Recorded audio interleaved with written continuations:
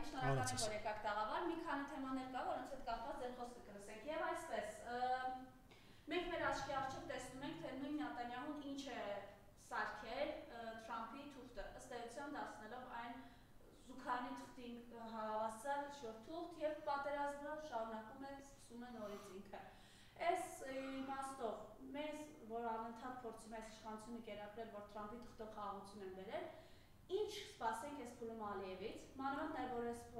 շատ ակտիվ քննարկում է 300,000 եւ ավել ադրբեջանցիների գալը Հայաստան։ Ես կասեի 500,000։ Խնդրեմ, մանավանդ որ նաև օրինակ այսօր ազգային ժողովում ճեպազրույցի ժամանակ Ալեն Սիմոնյանը ասում է ժողովուրդ պատրաստ եղեք, ադրբեջանական պատվիրակություններ են գալու Հայաստան, մենք ենք գնալու Ադրբեջան, խնդրեմ։ Եթե մենք փորձենք ընդհանուր վերլուծենք միջազգային հարաբերություններում թղթի որակի եւ թղթի արժեքի կարևորությունը, հատկապես 21-րդ դարում, ապա ունենք բազմաթիվ դեպքեր եւ ապացույցներ, որ երբևիցե թուղթը որպես անվտանգության խաղաղության երաշխիք երբեք էլ չի եղել իր նպատակին ծառայող միջոց կամ որպես փաստաթուղթ։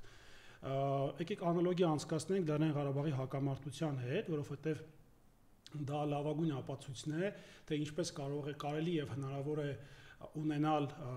կոնֆլիկտ եւ այդ կոնֆլիկտը փորձել լուծել իրական խաղաղ ճանապարհով։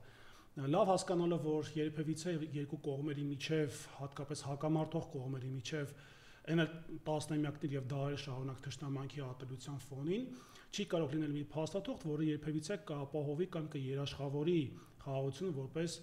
հիմնարար կամ կարևորագույն միջոց երկու պետությունների միջև հարաբերությունների կարգավորման առումով, որովհետև նախ շատ են խոսել Ադրբեջանը հայերին այնքան ատում, որ Նիկոլն էլ է անգամ համահավասարվել այդ ատելության ֆոնի վրա եւ ունի այդ ատելության դոզայի բարձր դրսեւորում հայ ժողովրդի նկատմամբ։ Երկրորդ Լեռնային Ղարաբաղի հակամարտությունը ինքը միայն Հայաստանի եւ Ադրբեջանի միջև ընթացող process չէր, այդտեղ կային երաշխավորող կողմեր, հանձինս ԵԱՀԿ Մինսկի խմբի համանախագահներ 3 պետությունները եւ ինչու էր հենց այդպես ձևավորվել, եկեք այսպես պարզ բացատրությամբ միասին հասկանանք, թե դրա նպատակը որն է, ոչ թե նրա համար, որ միջազգային հանրությունը տենց խելագարում էր հայեր եւ ադրբեջանցիների համար եւ անպայման ուզում էր երկուսի միջև լիներ խաղաղություն, այլ այստեղ շատ կարևոր է երաշխիք լինելու եւ երաշխիքը որպես խաղաղություն հիմքում դնելու նպատակ ուներ ԵԱՀԿ Մինսկի համանախագահների ներգրավվածությունը Լեռնային Ղարաբաղի հակամարտության համար եւ երաշխիքը որպես այդպեսին իրենից ենթադրում է շատ հասկացություններ, դա կլինի եւ խաղաղապահ ուժերի տեղակայում եւ երրորդ պետությունների կողմից վերահսկվող process, որի խախտման դեպքում, եթե կողմերից որևէ մեկը խախտում, ապա կարժանանա ինչպես սանկցիոն, փաթեթիկ կիրառման, այնպես էլ նաեւ միջազգային հանրության կողմից տարբեր սահմանափակումների, որը ըստ էության որևէ պետության էլ պետքական բան չէ, այսինքն եթե Ադրբեջանն էր խախտում Լեռնային Ղարաբաղի հակամարտության հանգամանքը, այստեղ չեմ ուզում քննարկենք, որ միատեսակ հայտարարություններ էր արվում պարբերաբար, չգիտեմ, այնտեղ չկար ուղղորդված քննադատություն, չնայած քառօրյա պատերազմից հետո 16 թվականից հետո ԵԱՀԿ Մինսկի խումբը ունեցել է տարբեր հայտարարություններ, որտեղ թիրախավորված եւ միակողմանի հայտարարություններ էլ ընդդեմ Ադրբեջանի։ Այստեղ շատ կարևոր է այդ երաշխիքի հանգամանքը եւ Նիկոլենք, որ այսօր կոկորտը ճղելով իրենց պատրում են հազամասիվ ասելով, որ խաղաղությունը եկել է, շատ հաճախ այդ խաղաղությունը ապելացնում է նաեւ Ադրբեջանի պահանջները կատարելու հետ, հանձինես սահմանության փոփոխության մասով։ Ես ինչու այդպես անալոգիա արեցի Լեռնային Ղարաբաղի հակամարտության օրինակը, որ մենք լավ հասկանանք, որ եթե չկա երաշխավորող կողմ որևէ խաղաղության, այդ խաղաղությունը հաշվեք թե մի րոպե հետո կարող է խախտվել։ Երաշխավորող կողմը նաև ունենում է իր ձեռքին գործիքակազմեր, որով ստիպում է կողմերի խախտող կողմին, այդ երկու կողմերից որևէ մեկը որ խախտում է այդ փաստաթուղթը, ստիպում այդ գործիքակազմով վերադառնալ, այսպես ասած, իրականություն եւ շարունակել բանակցությունները խաղաղության ուղղությամբ։ Բայց այս պարագայում մենք ունենք Ադրբեջան, որը որ երբևիցե ինչ չի կարող որևէ մեկը ցույց տալ, որ Ադրբեջանը ինչ որ թուղթ ստորագրի, այդ թղթին համաձայն, այսպես տղամարդու խոսքին համաձայն պահի իր խոստումները եւ կատարի դրանք հավուր պատշաճի։ Ընդհակառակը մենք շատ հաճախ տեսնում ենք, որ ադրբեջանական կողմից առաջ քաշվող նոր պահանջները ուղիղ ապացույցն են այդ համաձայնագրի կամ խաղաղության պայմանագրի խախտման եւ դրա շուրջ ձևավորված փոխհմբռնման կամ փոխվստահության ուղի խախտումն է նշանակում ու Ադրբեջանը շատ հաճախ նաև դա կիրառում է մեկ պարզ պատճառով, որովհետև Հայաստանը հեծնել է եւ Հայաստանը օկուպացիել է կառավարության մասին է խոսքը մի մարկանց խմբակ, որը որ ոչինչով չեն տարբերվում ադրբեջանցիներից։ Ես երեք նաև լսեցի Արսեն Թորոսյան Չեղածի հայտարարությունը, որը որ պնդում էր, որ ընդհանրապես մեկ տարածքային կորուստ չենք ունեցել, լրագրողների հարցին պատասխան, որ բա ջերմուկի օկուպացրած տարածքները, բա Սյունիքի մարզի հյուսիս-հարավ-արևելյան շրջանների օկուպացիան, ու ինքը շարունակում է ասել, որ մենք մեղավոր չենք, մեր կառավարությունը մեղավոր չի, ես սրանում բնավ ոչ մի զարմանք չեմ տեսնում որպես մասնագետ, այլ ընդհակառակը այս մարկանց մոտ կա հոգեբանական լուրջ շեղում, որտեղ մեղավոր են բոլորը, բացի իրանցից, եւ ժողովուրդն է նաեւ մեղավոր, որ իրենք մինչը օրս, ես իրենց տրամաբանությունը եմ էլի փորձում հասկանալ, չնայած դժվար է, բայց ես այդպես եմ անցալում իրենց բացատրությունը կամ պատասխանը, որ մենք մեղավոր չենք, այսինքն ժողովուրդն է մեղավոր, որ բնականաբար 21 թվականին ձայն տվեց Նիկոլ Փաշինյանին, այսպես իրենց մեկնաբանությունն է գրել, ու ես չեմ բացառում, որ ես շատ հաճախ ասել եմ, որ Նիկոլը ջարդի դարաշրջան է սկսում հայ ժողովրդի նկատմամբ եւ դրա մեջ նայեն կարող ենք դիտարկել նաեւ 26 թվականի ընտրությունները եւ բնականաբար 26 թվականի ընտրությունները հենց ոչ ուղիղ իմաստով կոտորած ցեղասպանություն, այլ Հայաստանի Հանրապետության հայ ժողովրդին տեղահանություն է նշանակում։ Այսինքն այստեղ արդեն գալիս ենք հարցի մյուս հատվածին, որ Մարիամը նշեց ադրբեջանցիների վերադարձի եւ ադրբեջանցիների թվի փոփոխության մասով։ Պարբերաբար հակահայկական կառույց Արևմտյան Ադրբեջանը խոսում է ադրբեջանցիների վերադարձի մասին Հայաստան եւ անընդհատ թվերի փոփոխություն է իրականացնում։ Ես հիշում եմ, որ իրենք նոր էին ձևավորվել, իրենց մոտ կար 200,000 թիվ ադրբեջանցիների կողմից, անգամ ցուցակագրվել էր գյուղերը, թե որտեղ պետքա վերադառնան, այդ գյուղերը բնականաբար անվանակոչել էին ադրբեջանական անուններով եւ շատ ավելի ուշ, 1 տարի կամ 1 տարի ու կես անց, այդ թիվը դարձավ 300,000 եւ շտապ եմ հիասթափեցնել շատ խաղաղություն սպասող մեր հայրենակիցներին, իհարկե ոչ ԿՊ-ին, որտեղ ես իրենց իմ հայրենակից չեմ համարում, այլ այն մարդկանց, որոնք հավատում են խաղաղությանը։ Հիմա էլ Արևմտյան Ադրբեջանը 500,000 թվի մասին է խոսում, նշելով, որ այն տեղահանությունները, որոնք տեղի ունեցել ոչ միայն 80-ական այդ Ղարաբաղյան շարժման սկսելու շրջանից մինչև պատերազմի ավարտ, այլ Սովետ միության ժամանակ են անգամ հողում անում իրենց մուսավատական Ադրբեջանի մասով 18-ից 20 թվականների մասին է խոսքը, նշում է, որ անգամ այդ ժամանակ էլ է եղել տեղահանություններ եւ պետքա այդ մարդկանց համընդհանուր թիվը տեղահանվածների ճակերտավոր բնականաբար ադրբեջանցիների կազմում է 500,000, հիմա էլ 500,000 թիվն են հիշել։ Ես իհարկե խիստ կասկածում եմ, որ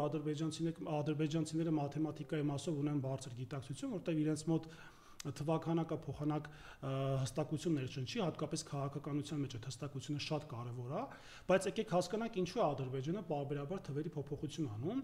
Այստեղ իմ պատկերացմամբ երկու բացատրություն կա։ Առաջինը, որ ոչ բարով հայկական իշխանությունը ինքը ճունի ողնաշար արտաքին քաղաքականության մղման հարցում եւ չի կասեցնում Արևմտյան Ադրբեջան հակահայկական կառույցի տխրահրճակ եւ կեղծ պահանջները, այսինքն չկա քաղաքականություն, ասելով եղբայր վատեք, եթե այսպես մի քիչ փողոցային բառապաշարով ներկայացնեմ, մի հատ կողմնորոշվեք էլի, որ թիվն է ձեր համար ավելի սրտամոտ ու ամեն տարի այդպես թիվը ավելացնելով ոնց որ կազինո խաղանել, այսինքն թիվը բարձրացնեն, որը կպավ այս վիճակն է իրանց մոտ հիմնականում աշխատում։ Ու ադրբեջանական պահանջները նաեւ այս պատկերացմամբ ունի մեկ ուղղություն, որը ըստ երևույթի նշանակում է Հայաստանի օկուպացիա մարդկային ռեսուրսների ընկալմամբ, այսինքն Ադրբեջանը Հայաստան բերի այնքան թվականակով ադրբեջանցի մաքսիմալ շատ, այսինքն նկատի ունեմ, որից հետո արդեն կսկսվի Հայաստանի քաղաքական օրակարգի օկուպացիան, այսինքն ադրբեջանցիները շատ կարճ ժամանակ անց 5-6 տարի հետո կսկսեն պահանջել իրենց ներկայացուցիչների նշանակումը վարչատարածքային ղեկավար մարմիններում։ Համայնքապետ, գյուղապետ, չգիտեմ, վաղը միսօրը չենք բացառում նաև որ Երևանում կլինեն մեծ թվով ադրբեջանցիներ ու ցես երաշխավորում եմ, ես 100% դրանում համոզված եմ, որ 26 թվականի Նիկոլի ընտրվելու դեպքում, իհարկե սա ամենամեծ աղետը կլինի մեր համար, սա անկասկած, երաշխավորում որ ադրբեջանցիները լինելու են Հայաստանում ու ապրելու են այստեղ ձեր հարևանությամբ, ու այն մարդիկ, որ այդպես խաղաղության են տենչում, ես շատ կուզեմ, որ այդ մարդկանց հարևանը լինի այդ ադրբեջանցին, որը իրեն համարում է փախստական, համարում է հայերի կողմից ցեղասպանվածի հետնորդ, եւ ես շատ իրոք սրտանց կամենում եմ, որ այդ ադրբեջանցիները լինեն հենց այդ ուղիղ այդ մարկանց հարևանությամբ, ովքեր այսօր իրենց ինչ ասեմ, բարոյականությունը կորցրած Նիկոլի թեզեն են տարածում։ Ես իրոք սրտանց կամենում եմ, որ հենց այդ ադրբեջանցիները լինեն հենց իրենց հարևանը, ոչ թե իմ կամ այդ մարկանց, ովքեր չեն հավատում այդ Նիկոլի խաղաղությանը։ Երկրորդ հատվածը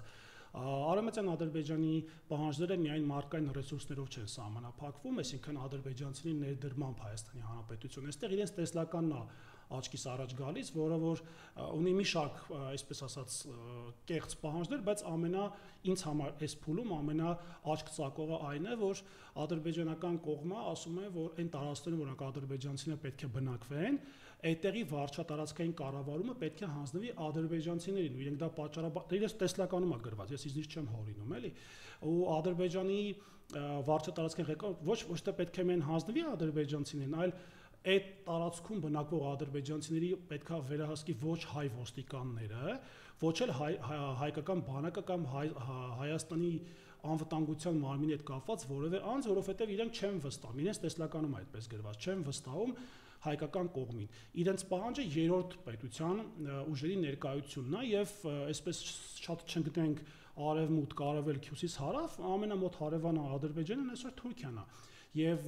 այդ մարկանց անվտանգությունը պետք է ապահովի թուրքական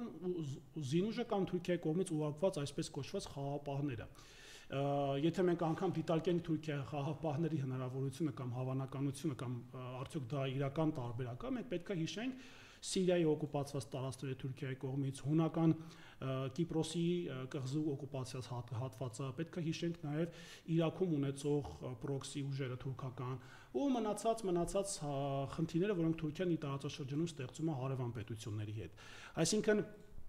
մենք դիտարկում ենք ոչ թե այն հնարավորությունը, որ արդյոք հնարավոր է ապրել ադրբեջանցիների հետ, մենք այստեղ պետք է դիտարկենք արդյոք Հայաստանի Հանրապետությունը գոյություն կունենա 26 թվականից մինչև 31 թվական, որտեղ 5 տարի մեկ է տեղի ունենում խորհրդարանական ընտրությունները։ Եվ Նիկոլի այդ կեղծ եւ ստոր ոչ մարկային քարոզը, որը կապում է խաղաղության ու պատերազմի մեջ, ինքը 21 թվականին էլ էր նույնը անում։ Ասելով, որ եթե Ռոբերտ Քոչարյանը գա իշխանության, ապա պատերազմ է լինելու, բայց եթե մենք մի փոքր մեր հիշողությունը զոր տանք, ես դա եմ ուզում ասեմ, 21 թվականի Ռոբերտ Քոչարյանի դեմ այդպես կեղծ քարոզություն տարվող ուղղությունը, եւ մենք տեսնում ենք, որ 21 թվականի այդ դրա վերընտրվելուց հետո ուրեմն ինչ տեղի ունեցավ, նախ հələ ընտրությունները տեղի չունեցած ներթափանցում եղավ մայիս ամսվա վերջ, եթե չեմ սխալվում, Սյունիքի,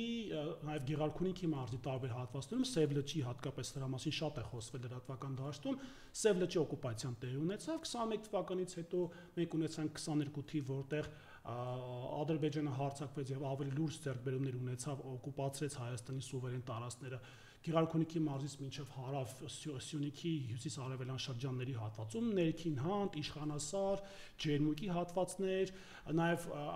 որոշակի բարձունքներ, որոնք ես օրինակ տեսանյութ ունեմ, որը նկարված է ադրբեջանական կողմից, եւ այդ տեսանյութը ադրբեջանցի զինվոր է նկարել, իրենց այդ զբաղեց օկուպացված հատվածներից։ Ու նա տեսանակահարումը բոլոր այն գյուղերը, որոնք այդ հատվածից երևում են, իմ հաշվածով 12 գյուղ է երևում, որը որ ոչ միայն սոտքը, ես այս պայն կդժվարանամ կոնկրետ ամենը նշել, բայց տեսանյութ ունեմ, ցանկության դեպքում նաև եւս մեկ անգամ կհրապարակեմ, չնայած արդեն հրապարակել եմ որոշ ժամանակ առաջ։ Եվ իհարկե, այստեղ 22 թվականի մասին խոսեցինք, Ադրբեջանի ներթափանցման եւ պատերազմի մասին, 23 թվականի մասին խոսենք, որը ամենամեծ աղետն է հայ ժողովրդի պատմության շրջանում 44-րդ պատերազմից հետո դա Արցախի հայաթափումն է, որը նույնպես պատերազմի արդյունքում տեղի ունեցավ, ու այսպես որ գնում ենք, հասկանում ենք նաև 24 թվականի, ես անպայման չի պատերազմ, դա ասենց տանկով, ավտոմատով հարձակվեն զինվորների վրա, նաև հիշենք 24 թվականի ուրեմն Տավուշի շրջանների գյուղերի հանձնում ադրբեջանական կողմը, որը նույնպես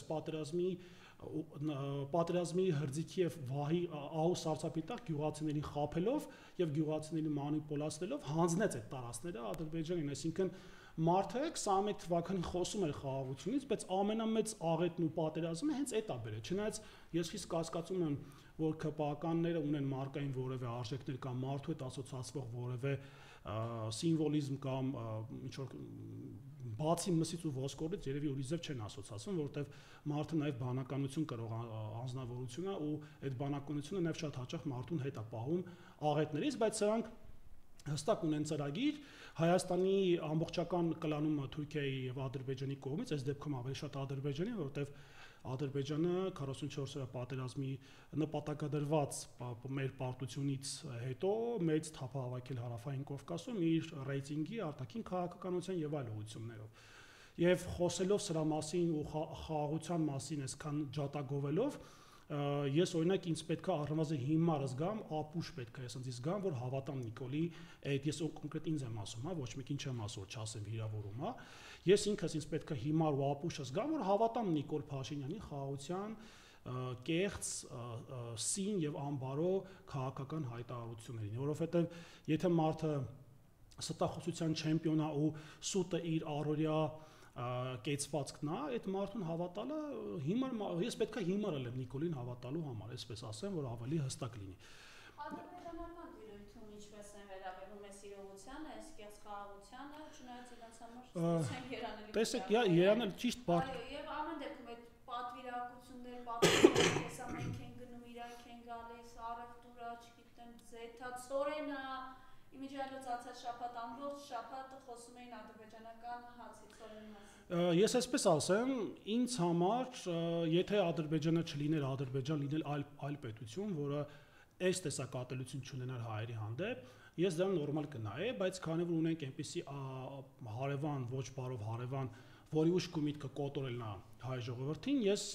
պարենային անվտանգության մասին մեծ անհանգստություն ունեմ։ Եթե իրանք հիմա եթե օրինակ ես առաջի պարտիան կարող են չթունավորել, բայց ես երաշխիք չունեմ, որ երկրորդ կամ երրորդ պարտիան ծորենի կամ այլ մթերքի, որը գալու է իրենց ճանապարհով, չեն թունավորի։ Ես մենք պետք է մի բան հասկանանք, որ պարենային անվտանգությունը իմ պատկերացմամբ եւ ընկալմամբ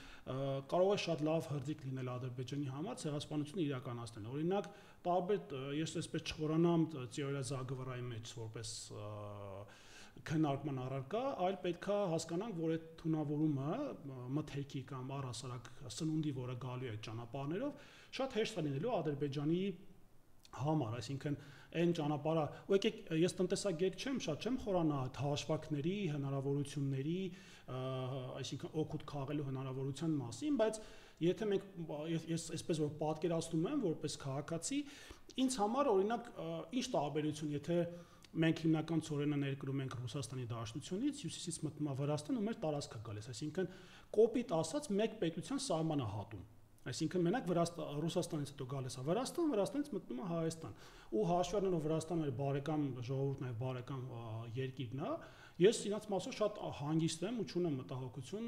հատկապես պարենային անվտանգության մասով։ Բայց օրինակ դիտարկում ենք ծորենի ներթափանցումը, որը պետք է գա Ղազախստանից, այսինքն դա ոչ միայն մի հատ մեծ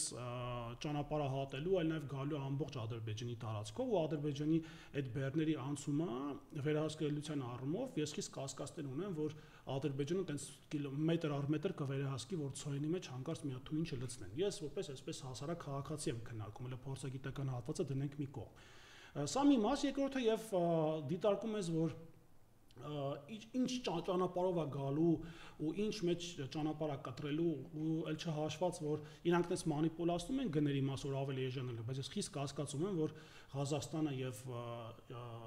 Ադրբեջանի տարածքով անցնող ծորենը Ռուսաստանի հետ համեմատ ավելի էժան է լինելու, որովհետեւ Ռուսաստանը հացահատիկի արտահանման առումով բավական մեծ թվեր է ներառում իր արտաքին շուկայի համար, չեմ խորանա տնտեսագիտական հաշվարկների մեջ, բայց եթե մենք դիտարկում ենք ընդհանուր process-ը ինձ համար ավելի ձեռնտու է, որ մենք բարեկամ պետությունից ստանանք որևէ բարենային միջոց, քան օրինակ Ադրբեջանի։ Այսինքն իմ համար դա ինչ ասեմ, ոնց որ սեփական անվտանգությունը վստահեց Նիկոլ Փաշինյանին, այսինքն պարզ է, չէ, որ այդտեղ անվտանգության մասին խոսք ընդհանրապես չի կարող գնալ։ Ինչ վերաբերվում է առհասարակ եկեղեցու դեմ արշավին, սա սրբապղծության ամենամեծ դոզան է, ես կարծում եմ, որ պատմության մեջ սա լինելու առանձին հատոր, որպես եկեղեցին պղծելու գերագույն գլխավորները, այսպես կարելի է վերնագրել դա, եւ ես չասեմ զարմացած եմ, չասեմ զարմացած չեմ, բայց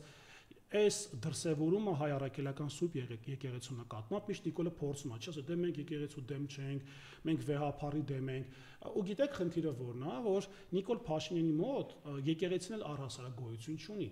Ինքը այսպես փորձում է ժողովրդի մոտ համոզել ժողովրդին, որ մենք մենակ վեհափարի դեմ ենք կռիվ տալիս, պայքարում, իրենց պայքարը գիտենք, թուրքական պայքար է հիմնականում լինում։ Այլ իր հիմնական նպատակը եկեղեցու կազմաքանդումն է, եկեղեցուն ունենալ դրածո ղեկավար, որին այսպես մեկ մատի շարժով ամեն ձև կարող է նույն այդ ադրբեջանցիների վերադարձի մասով համաձայնություն եւ խոհեմություն ստանալ եկեղեցու կողմից։ Բայց այստեղ ամենակարևորը գիտեք որն է, որ Նիկոլ Փաշինյանը խոսում է վեհափարի զավակ լինել չլինելուց ու ասում է դե չի հերքում, ուրեմն ինքը ունի։ Ես կարամ այսպես կոնտր հարց տամ, շատ հաճախ մեր քաղաքացիները նաև Նիկոլի 4 միլիարդի մասին են խոսում են իր կնոջ վարքի մասին, ու չմոռանամ, որովհետև ինձ համար տհաճ է, ինձ թույլ չեմ տալիս առհասարակ մտել մարդու ընտանեկան դաշտ, բայց Նիկոլն այդ ընտանեկան դաշտը գցե բոլորի հանրության քննարկման առարկա։ Խոսում են Աշոտիկի մասին շատ բաներ, հիմա որ դուք չեք հերքում, այդ չի նշանակում, որ այդ նշանակում է, որ դա իրականություն է։ Ես էլ հարցը այդպես տամ։ Այսինքն ի՞նչ է նշանակում հերքել։ Մենք ապրում ենք այնպիսի իրականության մեջ, ներքաղաքական ցավոք սրտի, որտեղ անգամ հերքումն էլ բավարար չի ձեզ համոզելու հարցում։ Ուր մնաց եկեղեցականը պետք է ինգնի քաղաքական այդ ձեր կեղծ եւ մանիպուլատիվ դաշտ ու փորձի ձեր ամեն մի մուտիտը հազար ներողություն ես խոսքիս համար, որտեղ ուրիշ սուտ բառ արդեն իր արժեքը կորցրել է, էլի։ Հերքել ասել, որ գիտեք ինչ կա, դե ճիշտ է ասում, սխալ է ասում, դա կապ չունի ընդհանրապես մեր ընկալումների մեջ, մենք նման բանով չենք զբաղվում։ Եկեղեցականը զբաղվում է իր հոգևոր քարոզով, եկեղեցուն նաև ժողովրդին ծառայելով եւ նաև ժողովրդի մեջ հոգևոր արժեքները բարձրացնելով եւ կրթելով ժողովրդին։ Իսկ Նիկոլը ինչ ամ, Նիկոլը մենակ պղծությամբ է զբաղված։ Եթե ինձ օրինակ անկեղծ եմ ասում, ընդհանրապես հետաքրքիր չի հայ առաքելական եկեղեցու ներսում, որ իրենց եկեղեցական խնդիրներն է։ Իրանք այդ խնդիրները ոնց են լուծում, ինչ խնդիրներ կա։ Ինձ համար ամենակարևորը այն է, որ ես ունենամ վեհափար, որը ընտրվել է ՑՄԱ, որ այսքան ժամանակ մեր եկեղեցու, մեր հայ առաքելական սուրբ արժեքների, քարոզի, մնացածի առումով պատասխանատու է եղել ու իր աշխատանքը իմ որպես Հայաստանի Հանրապետության քաղաքացի կատարել է լավ, ես գնահատական չեմ տալիս, իմ զգացական ֆոնն եմ հայտնում։ Եվ քննարկել վեհափարի երեխա ունենալը չունենալը, այն էլ են ԿՊԱ-ականների, որոնք որ բարոյականությունը հետ վաբշե աղերս չունեն։ Սա ուղղակի փորձում են անձերի մակարդակի, բայց համակարգված եկեղեցու։ Այո, համակարգված եկեղեցու դեմ արշավ է, այնքան են դրա արշավ, գիտեք, այստեղ բառերը անգամ ընկալման խնդիր կա, այնքան ենք բառերը նույնը կրկնել, որ շատ հաճախ մարդիկ այդ բառի հանդեպ ընկալում չունեն, այսինքն սովորական են վերաբերվում։ Դրա համար մեկու մեջ պետք է օգտվել այն բառարանից եւ համապատասխան նկարագիրը տալ Նիկոլ Փաշինյանի գործողություններ եւ ասեմ ամենակարևորը այսօր եկեղեցու դեմ արշավը շատ մեծ հրապուրանք առաջացնում ադրբեջանական քարոզչական դաշտում, այստեղ տարբեր ուղղություններ կան, ադրբեջանական կողմը նախ պարբերաբար գիտակցելով եւ հասկանալով, որ թիրախում եկեղեցու խնդիրն եւ թիրախում եկեղեցու ոչնչացումը Ադրբեջանի պատկերացումներն են ձեզ փոխանցում, դա լավագույն նվերը կլինի անգամ Լեռնային Ղարաբաղի հետ չնել համեմատում ադրբեջանցիներին, ինչու որովհետեւ ընդհանուր պատկերացումը եկեղեցու դերի եւ կարեւորության առումով հայ ժողովրդի հիմքում դա անփոխարինելի է։ Մենք որ հայ ենք, այսօր որ գոյություն ունենք ու փողոցում հանգիստ քայլում ենք, դա առաջի հերթին շնորհակալ պետք է լինենք հայ առաքելական եկեղեցուն, որովհետև մեզ տարբեր ժամանակներում, տարբեր ղեկավարության տարիներին, նկատի ունեմ օկուպացիայի տարիներին Օսմանյան կայսրություն, Աբդուլհամիդի ջարդեր, արաբի մի խոսքով դրանից առաջ պատմության մեջ շատ հեռու չգնանք, միշտ կոտորել են եւ մեր ինքնության պահպանող միակ օբյեկտը, եթե փորձենք պետության կառավարման համակարգերից խոսենք, դա եղել է հայ առաքելական Սուրբ եկեղեցին եւ առանց իրենց մենք գոյություն պարզապես չենք ունենա։ Դրա համար ադրբեջանցիների համար հայերի ոչնչացնելը, որովհետև արդեն Նիկոլ Փաշինյանը կա իրենց կամակատարը, մնացել է մեկ խոչընդոտ, դա հայ առաքելական Սուրբ եկեղեցին է Նիկոլի եւ Թուրքիայի համար այդ կառույցի ոչնչացումն է։ Դրա համար ինքը սկզբնական փուլում փորձում է վեհապարին թիրախավորի, բայց ես հավատացնում եմ ձեզ, հիմնական ամենակարևոր թիրախը հայ առաքելական Սուրբ եկեղեցու մասնատումն է։ Ունենալը տեսնում եք հիմա Հովանավանքն է օկուպացվել, Կարգալուց եղած քահանան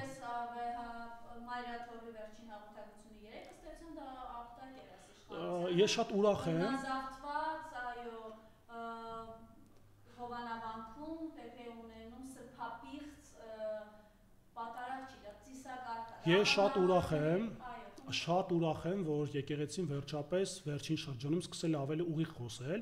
ժամանակը իշտա դա պետք է ավելի վաղ աներ, բայց ուրախ եմ, որ գոնե հիմա են անում, շատ ավելի չեն ուշացնում։ Սա հստակ ընդգծում է նաև, որ եկեղեցում կան պարզ ընկալումներ, այսինքն արդեն ժողովրդի համար ի հայտ եկած, որ Նիկոլ Փաշինյանը իրենից չի ներկայացնում հայ ժողովրդի շատ սպասարկող ղեկավար, բացի այդ ասեմ, որ ինչու է հենց թիրախավորվում նաև շատ հաճախ նաև խոսում են, չէ, քահանան չպետք է զբաղվի քաղաքականությամբ, եկեղեցին քաղաքականությամբ չպետք է զբաղվի, այս մի անգամ հայլերի եթերում ասել եմ, չնայած շատ տեղ եմ կրկնել, բայց այստեղ եւս մի անգամ կկրկնեմ, այդ որ Նիկոլը Արցախի պատերազմը հրահրեց 44-օրյա պատերազմի Արցախը Հայաստանը եւ վերջ ասելով, պատերազմից մեկ օր առաջ սպառնալով հեղափոխություն Ադրբեջանում, որն էս փաստեր ունեմ կհրապարակեմ, այդտեղ հեղափոխություն տեղի կունենա։ Էլ չասեմ մնացած հայր այդ դրա մասին այնքան են խոսվել, բոլորը լավ գիտեն, այսինքն ինչ է նշանակում Երբ որ Արցախում Ադրբեջանին հանձնվում տասնյակից ավելի եկեղեցիներ, սրբատեղեր, խաչքարեր, որոնց մեծ մասը ոչնչացվում է, փոփոխվում է, ադրբեջանականացվում է, այսինքն քաղաքականության հետևանքով այդքան մեծ կորուստները հեչ, երբ որ եկեղեցին կամ որևէ սրբազան կամ որևէ քահանա, որևէ եկեղեցու սպասարկող խոսում է այսօրվա Նիկոլի քաղաքականության մասին, չպետք է զբաղվի քաղաքականությամբ Աղետները դա ես ընդհանուր եմ թվարկում, ընդհանուր պատկերացման մեջ եմ դա թվարկում, այսինքն եկեղեցին չպետք է զբաղվի քաղաքականությամբ, այսինքն ինչ հիմար արտահայտություն է քաղաքական անկալման դաշտում։ Բոլորը Հայաստանի Հանրապետության սահմանադրության բոլոր քաղաքացիները, իսկ եկեղեցականները նույնպես Հայաստանի Հանրապետության քաղաքացիներ են, իրավունք ունեն զբաղվելու քաղաքականությամբ եւ չկա տենց մի մարդ, ով կարա հակառակը պնդի իրավունքի դաշտի։ Դուք կարող ունենաք ձեր կարծիքը, բայց մտա իմ ասած փաստի մասին փաստի հետ հաշվի նստեք կամ փորձեք բանավիճել այդ փաստի հետ։ Եթե մենք փորձում ենք ընդհանուր հասկանանք այս իրականությունը, որում Նիկոլ Փաշինյանը մեզ բոլորիս այսպես ասած նուրբ ձևով պահարկվել է, ամբողջ քաղաքական դաշտը եւ ամբողջ հոգևոր դաշտի այսպես պախարակում սրբապղծությամբ զբաղվելը, դա իրենց հիմնական քաղաքական տեսլականն է եւ ասեմ ձեզ, եկեղեցին իրենց համար ամենավերջի խոչընդոտն է ամբողջական իրենց թուրք-ադրբեջանական տանդեմի ծրագիր իրականացնելու հարցում։ Ու եթե մենք փորձենք մի փոքր տարանջատվել Նիկոլից, ապա կհասկանանք, որ եկեղեցու վերջնական կորստի արդյունքում այլևս անհնար կլինի որևէ ձևով վերականգնել Հայաստանի Հանրապետությունը։ Ինք խոսում են 4-րդ հանրապետության մնացած հիմարությունների մասին անգամ չեմ էլ ուզում մեկնաբանել, բայց եկեղեցին իրենց համար ամենավերջի խոչընդոտն է եւ ամենաազդեցիկը որպես պետության մաս կազմող կառույցի եւ որպես հոգեվոր ամենակարևոր արժեքը ներկայացնող կառույցի եւ մնացած հանգամանքներում։ Պատահաբար չի նաեւ, երբ որ այսպես համատություն են կանում ադրբեջանցին եւ Նիկոլի միջեւ, նույն նմանատիպ, նույն ատելությամբ, նույն մանիպուլատիվ, նույն ուղղությունները մշակող քաղաքական կոնտեքստ կա, իհարկե Ադրբեջանում ավելի սուր ընդգծված ատելությամբ, ուղղակի Նիկոլը դա քողարկում է եւ տարանջատում է վեհապարով, բայց ինձ համար ասեմ ձեզ նույն վեհապարը ասոցացվում է միայն հայ առաքելական Սուրբ եկեղեցու հետ, որովհետեւ իրենք ասում են, չէ, մենք դե չենք խառնվում եկեղեցու գործերին, բայց հենց դա եկեղեցու գործերին խառնվել է, եթե կա որևէ խնդիր, որևէ հարց, որը պետք է քննարկվի եկեղեցականների վարքի մնացածի մասով դա պետք է արվի եկեղեցու ներսում որևէ մեկին հայտնի չլինելու պարագայում, այսինքն եկեղեցին հաշվետու չի ոչ միայն պետության, այլ նաև ժողովրդին, որովհետև ինքը փակ կառույց է, ինքը մոնարխիկ կառույց է եւ այդ ամբողջ ընկալումները եկեղեցու մասով ոնց որ փորձեն եկեղեցին ժողովրդավարեցնել, իբր շատ ժողովրդավար երկրում ենք ապրում, որտեղ 40-ից ավել կոնկրետիվը այս բանը չեմ կանոչել, բայց հաստատ 40